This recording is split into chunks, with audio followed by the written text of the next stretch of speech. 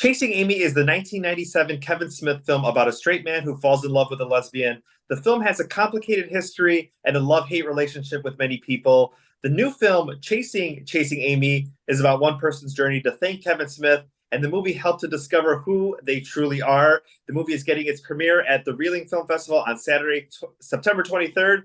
Filmmaker Sav Rodgers here to chat all about it. Your debut film, congratulations. Thank you so much. It's been a really fun journey going from Tribeca, to Outfest to Reeling and then all the way to BFI London. I mean, it's a wild ride.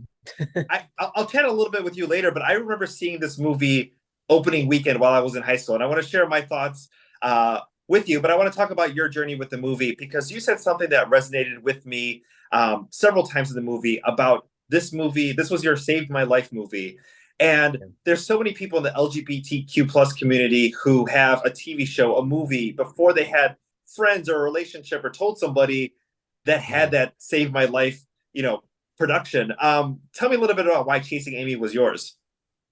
You know, for me, I'm all about story, whether as a person or a filmmaker, whether it's a video game I'm playing, a podcast I'm listening to, a TV show, a movie, and the story of Chasing Amy was the thing that really gripped me. I was going through a phase where I was watching a ton of Ben Affleck movies, and then my mom just happened to have this movie on her shelf. I saw his face on it, and I was like, can I watch?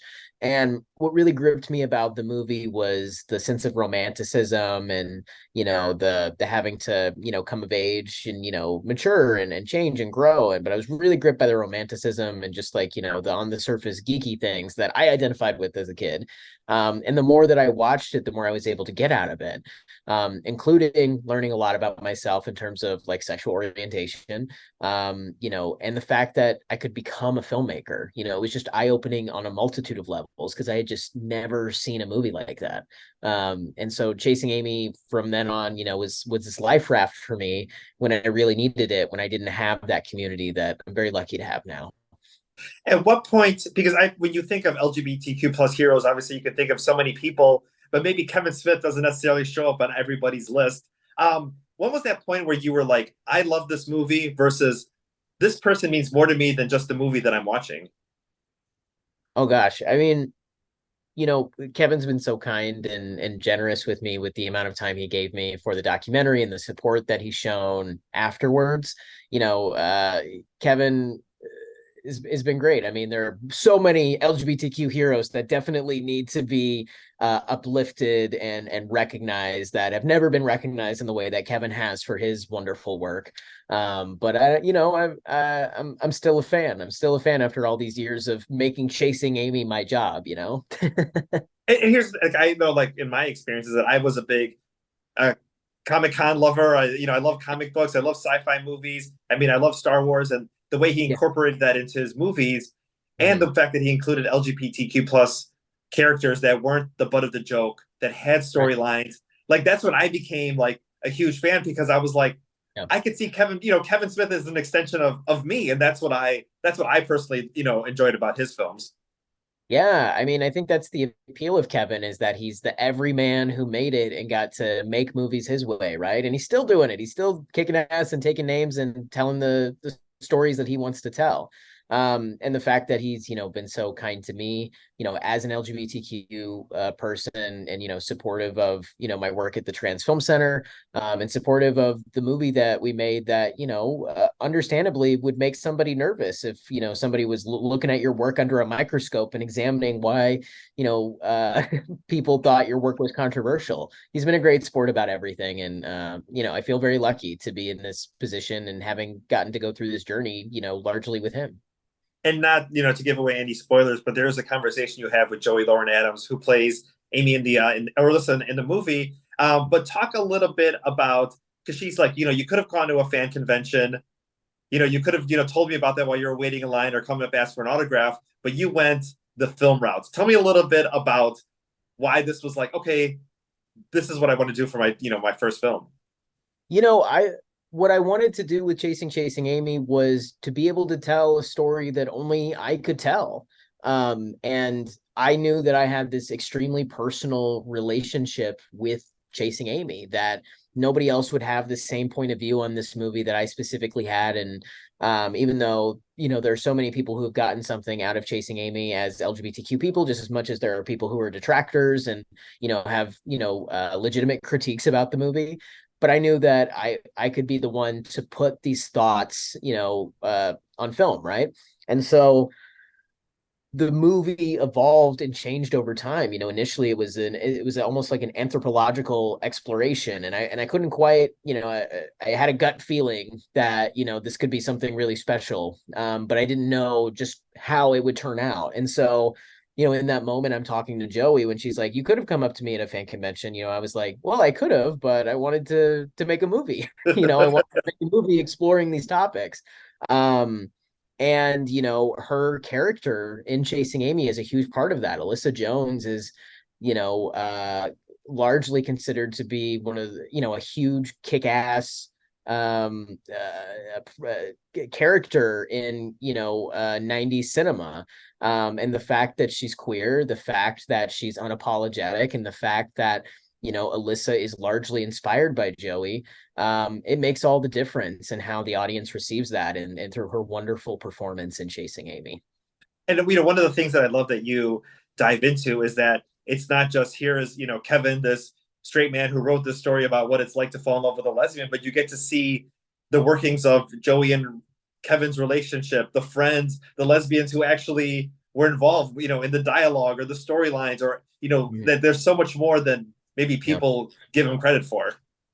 Absolutely. I mean, one of the most fun parts for me is the film history aspect of making the movie. When people ask me what Chasing Amy's about, I'm like, well, it's a coming of age story, and it's my coming of age story, and it's against the backdrop of Chasing Amy. And in the exploration for my journey through it, I'm exploring the film history and getting to hear firsthand about things that have been talked about a little bit, but I was surprised at the depths of the stories that I hadn't heard in all my years of research. And that was just, it was fun. That part of it was so fun to dive into that film history, that pop culture side of the story. And as that's happening, this coming of age story is happening, which is like the A story. It's many movies in one, I've heard.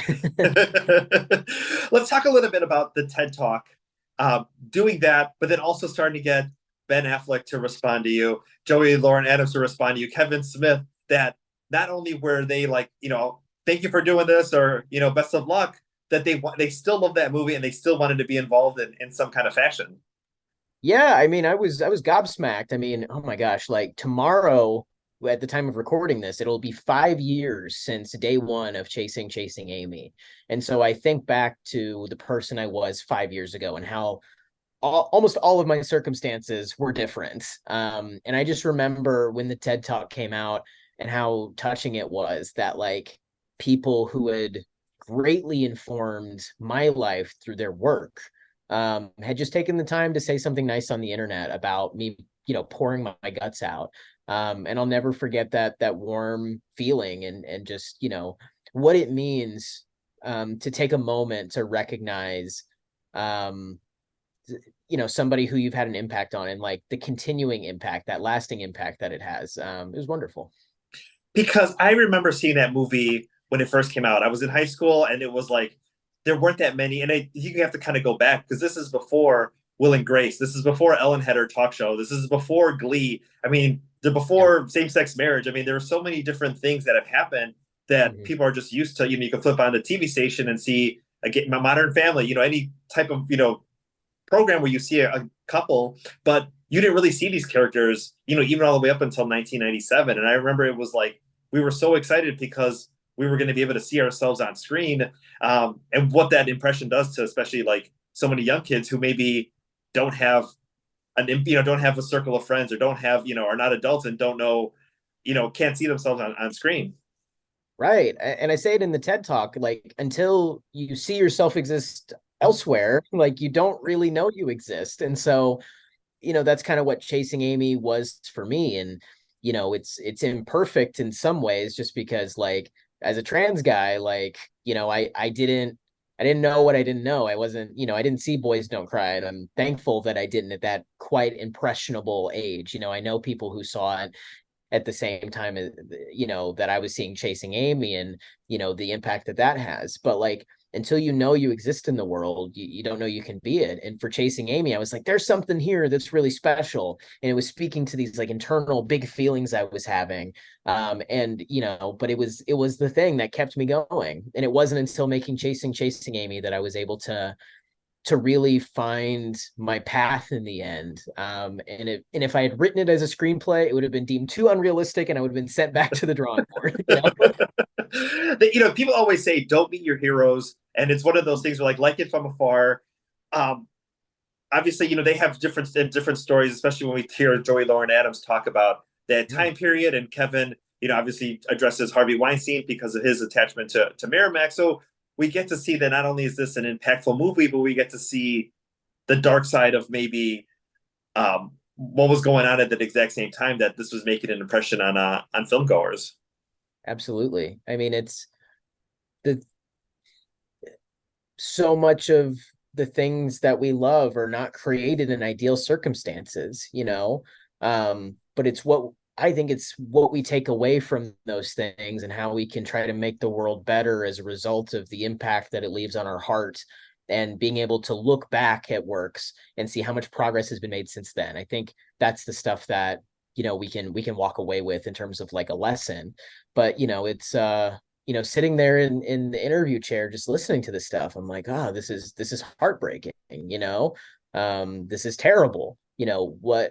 How can we make this just a little bit better for people coming up in the future, so that they don't have to go through this, that this doesn't have to be the reality of the entertainment industry. And I'm hoping that, together, people can create and foster a safer place for people to do their jobs and to be themselves. Exactly. I mean, that was one of there's so many wonderful parts of this movie. And I think, as a fan, also seeing you being able to go to all the filming locations, and Oh you and yeah. your partner going through and like, let's sit in this booth, let's go to this music store, let's go sit on these stairs. Like that was just what was that experience like for you to actually like feel like you were in the movie? Yeah, it's funny. I think there's a moment where I'm in the quick stop, that really says it all, where I'm like, I'm here. Well, I don't feel transformed. Okay, let's go. And it's fun. It's fun. And I think you can kind of see me going through those changes in real time in the movie, where, the things that I thought would bring me joy and fulfillment, it's like I got to do them.